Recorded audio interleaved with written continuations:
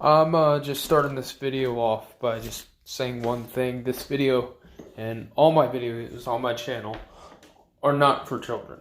I mean, that should be completely obvious looking at my videos on YouTube and seeing the contents of it. I'm gonna say something that I am part Jewish. I do not really give a shit about that in the first place until people start bringing it up or something like that, as though it's a derogatory thing, as though, like, the whole identity politics thing when it comes to white people and stuff. Obviously, I'm white as well. By ethnicity, I'm white and Jewish or whatever, right? But I don't really give a shit about that type of stuff unless it's brought up or I'm bringing it up in the context that I am. A lot of Democrats out there, a lot of right-wingers out there actually have been saying that Israel has an undue influence in the United States, has been for a while. They have been for a while, and if you bring that up, well, they'll say, "Oh, well, you're anti-Semitic or something like that." And honestly, my opinion is yes, that's absolutely correct. Israel is a state. Israel is not indicative to all Jewish people or something. There are actually a lot of really hardcore religious Jewish people who are against the state of Israel because it says it goes against their faith. But getting back on track, Zionism, the Zionists are not, they're not religious in the sense of, it's not a religious movement, it's a political movement. It's a political movement by those who wish to use the ethnicity or even the religion of Judaism to gain control over the faction of Jewish people that live in Israel. And they feel like that Israel has a undue right, a God-given right, to get all of the land that is in the Fertile Crescent, I believe. So where Israel is with Palestine as well. And, I've always thought that both countries are fucking stupid. Honestly. I don't care about their religious affiliations. I don't care about the religious significance of that area. I know a lot of people do, but honestly, they're wrong. I mean, what can I say? Oh yeah, Jesus was there, and Muhammad maybe was there. I don't fucking know. It has the Wailing Wall where all the religious Jewish people go and they worship there, and then it has the Mount of the Rock where the religious Muslim people go and they worship there and say this is the center of the world and this is the most holy rock and everything. And I remember making fun of this a long time ago when I was an atheist. No longer an atheist, more of a deist now. Makes more sense to me. But I remember making fun of those people, saying, they're completely insane. They're worshiping a fucking place like a rock. They're fighting over it. Now, I understand that throughout human history, there's always been people that are fighting over land. And mainly that had to do with the fact that they were fighting over the resources that the land had to offer. But if you really look at Israel, what does Israel really have to offer land-wise? It doesn't have anything to offer besides the religious significance. So this is something other than colonization, which, honestly, I think colonization was overall a good thing. Why do I say that? Well, I think colonization was overall a good thing. Not entirely a good thing, because a lot of bad things happened to those who were colonized. It was overall a good thing because You got a lot of people coming from Europe and stuff like that. Wouldn't really even matter where they're coming from, but they're coming from a place with a society that understands how to use these resources that were there in the first place, that were not used originally by the warring tribes that lived there. Right? And then they take over, and then they colonize it, meaning they actually create a stable society, a stable government to rule over not only the people that were in Europe that actually colonized the land, but also the people who were indigenous to the area. And technically, if you really think about it, segregation and stuff, which did happen, it's not necessarily a bad. It's not necessarily a good thing. A lot of people say, "Oh, the white people come over and then they segregated everyone and everything." It was already segregated. I mean, the entire reason why they segregated it, one could say, is not really based upon the fact that they were a different color, even though it's true that the people that they colonized were brown people or black people or whatever, and they were the white ones. But I don't really think it had to deal with the fact that, the colonizers were white and the ones that they colonized were non-white. I really think it had to do with culture. Now, just because, they came over there, doesn't mean that the culture changed. The colonizers already had their culture in the first place that they wanted to uphold and stuff like that. And the people who are colonized, they had their culture.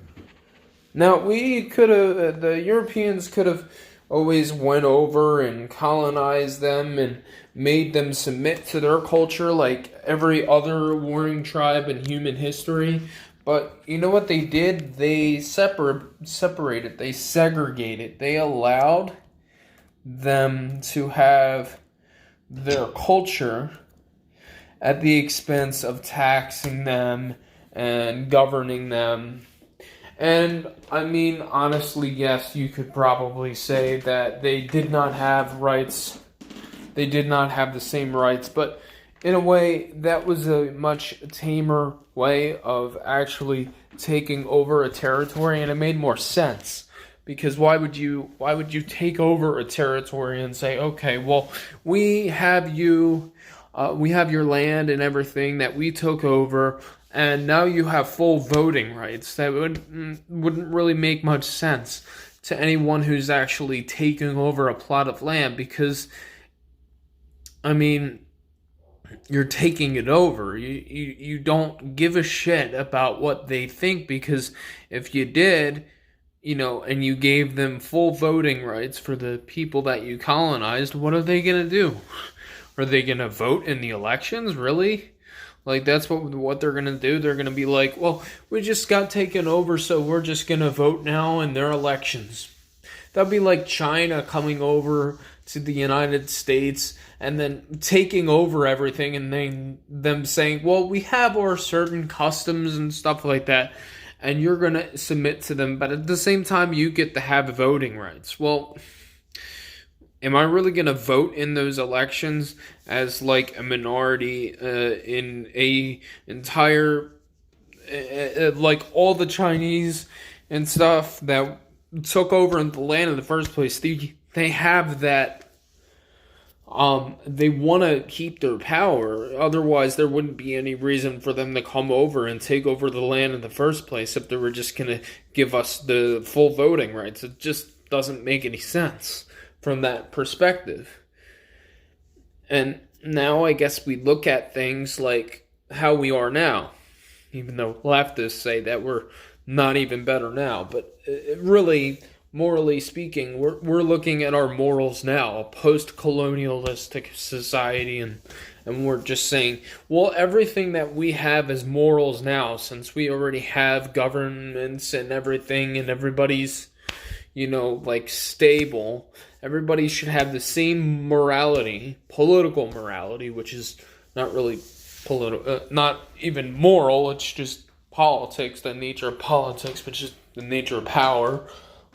They should have all the same customs and stuff like that back then as we do today, which doesn't make any sense, because the fact is that the governments that rule over us already have the power in the first place. Why would they submit? Why would the people of the past try to submit to the the rules and stuff that we have now? It doesn't make any sense. It was about conquest in the first place. But anyway, back to my original point. Colonials took over. They got the land, they got the resources, they were actually able to use the resources. The people that were warring tribes and everything, they had the resources, technically. It was all on the ground. They didn't know anything about it. But it wasn't until, the Europeans came over and then they started using the resources and smelting it and using it in huge machines to use in agriculture or weapons or whatever. It wasn't until then people started complaining and saying, hey, that was our stuff. You didn't care. I mean, you would care about being taken over, but overall, you didn't really give a shit about the materials and the resources under the ground because you didn't know how to fucking work with it in the first place. If you did, you would care. If somebody came over and they took a bunch of computer equipment or something that I was going to use for a project, right? And I wasn't just sitting on top of it with no idea that it was there in the first place, then I would get angry. But I mean, if they took it, I wouldn't be really annoyed at the fact that they took the stuff. I'd be annoyed because they commandeered my house, because that was something that I was using. This is my own autonomy and everything, and now you're telling me I should work for you. That's more something to be complaining about, not the fact that they took a whole bunch of computer chips that I didn't even know were there, that I didn't know how to use. I didn't even know what the fuck they were and stuff like that, right? There's no reason for that. But, all of this colonialization and stuff like that when it comes to Israel and Palestine and everything else like that, it has nothing to do with resources. So they just took it over. They took over that land, Israel and stuff like that. They're Zionists, so they make it a racial issue, or they make it a religious issue. They say, only Jewish people are allowed to have this and stuff like that. And you have, Americans and other people from first world countries complaining that, hey, maybe Zionists have a little bit too much power and a little bit too much influence in our politics in the first place.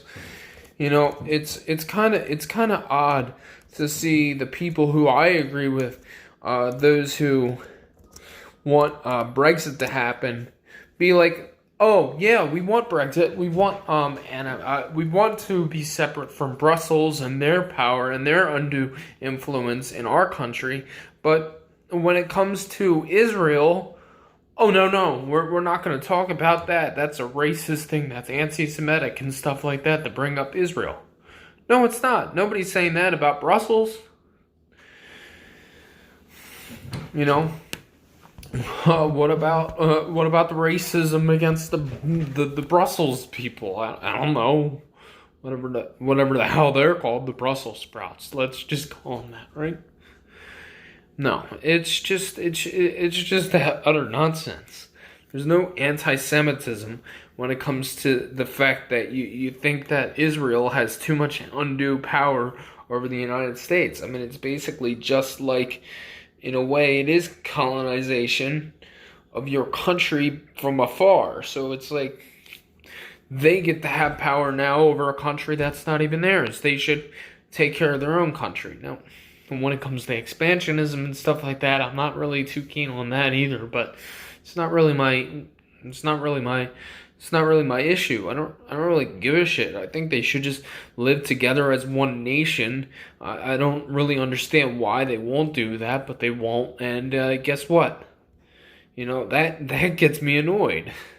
I mean, I would have the entire fucking place bombed if I could, but I'm not really saying that. It's more like a tongue-in-cheek metaphor, because it's just so fucking annoying seeing these assholes fight over the same land for hundreds of fucking years, when originally it wasn't, well, not hundreds of years, well, I guess, since Britain took over and Britain said, hey, you can have this and stuff like that because we don't want you in our country, because that was anti-Semitic.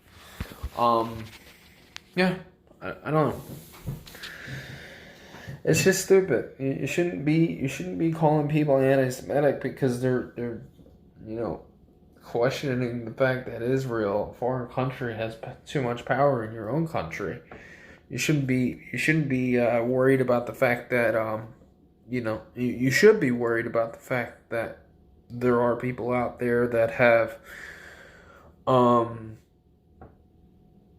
that have dual citizenship. The people who have dual citizenship, whether it's with the United States and Israel or the U.S. and any other country in the world, it is something to be questioning about, because then that means on an individual basis they have split loyalties. They might have split loyalties, is what I should say. If you're in the United States, or if you're in any other country in the world, and you come over either as an immigrant or you're already native born to that country, you should have only allegiance to the country that you're in. Otherwise, you can just vote for a whole bunch of policies that will wreck the country for your other countries as a government agent or something. Not that most people are, but and then you can leave when shit hits the fan. No, I mean, the entire reason why people have nations in the first place is because they're supposed to have loyalty to that country that they're in. They're supposed to have some sort of stake in it. Which actually also furthers the point that maybe, voting rights should be lowered to only people that own land. And this is men, women, whatever, as long as you own land. Because if you own land and you're a net taxpayer, you have more of a reason to keep your country good, keep your country going, because you actually have a plot of land in that country. You actually have a reason to make sure that the country is going to be okay. And this, as I said before, time and time again, this has to deal with the fact that you are living in any country. The United States, Israel, Palestine, Georgia, which is a country, by the way, Russia, it doesn't matter. You should have some sort of reason to want to keep your country better, and you should be a net taxpayer because you're the one that's actually invested in making sure that the country is better. So, anyway, that's my rant. If you like my video, then like or subscribe if you're ever so inclined to do such a weird thing. I don't know why you would. And I will see you maybe in like 5 or 6 months to make another random video, or maybe a couple years. I don't know. Who knows? I might just close this channel down. Who cares? Bye.